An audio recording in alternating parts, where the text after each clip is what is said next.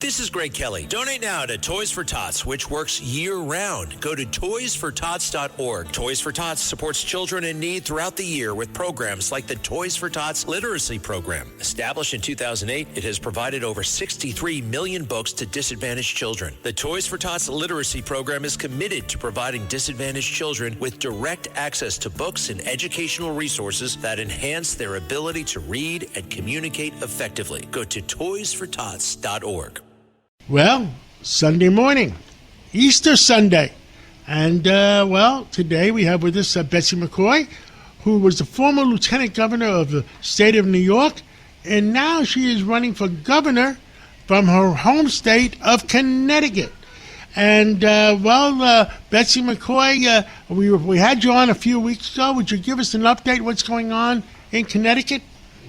Well, the campaign is going very well. You know, Connecticut is made up of 169 beautiful towns, many of them little and charming. And one of the reasons I jumped into this race is that lefty Ned Lamont, the governor of Connecticut, is waging a war on home ownership and these beautiful towns, stripping them of their ability to zone locally.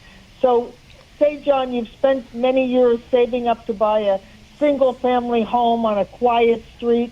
Now the government is saying, you can't have that. We can move in and put a great big square apartment building or even a trailer park right next door to your house.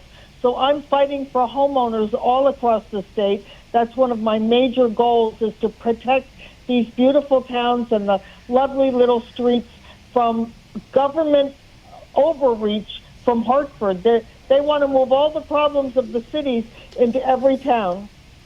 Well, that happened. A good friend of mine, he was a Democrat, was the Westchester County executive. And Serino, I love him. No, before that, I said a Democrat. My friend Andy Spano. Yes. And Andy Spano lost because they were going to build affordable housing in neighborhoods with regular homes. Yes. Well, look, I'm all for making housing affordable to people who want to start buying a home or renting a home.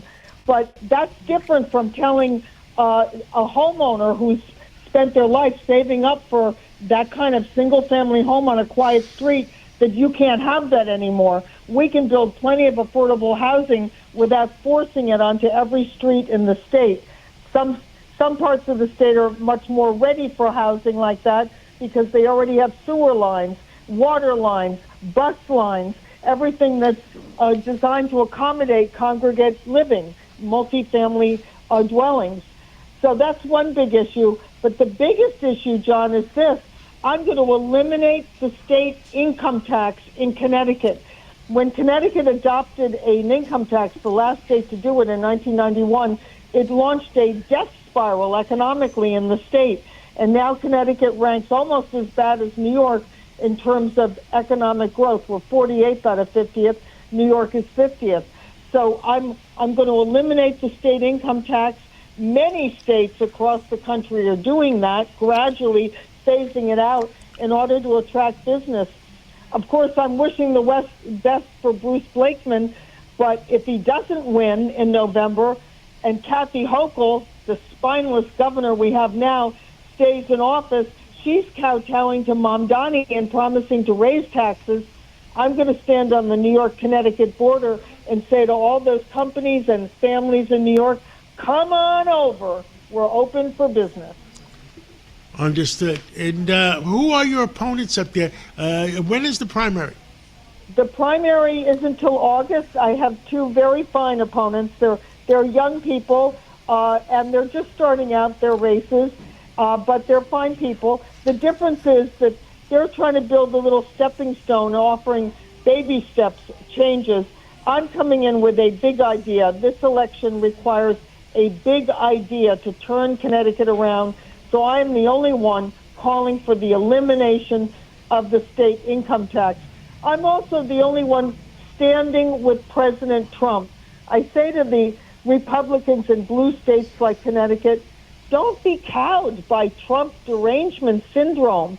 Don't be silenced when the Democrats coddle illegal immigrants and vilify ICE. I say stand with the president. He cowers to no one, and neither should we. I agree.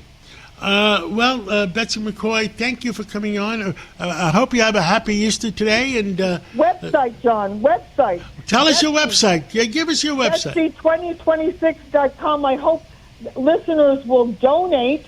The maximum donation is $340. It's a real bargain compared with the state income taxes Connecticut residents have to pay.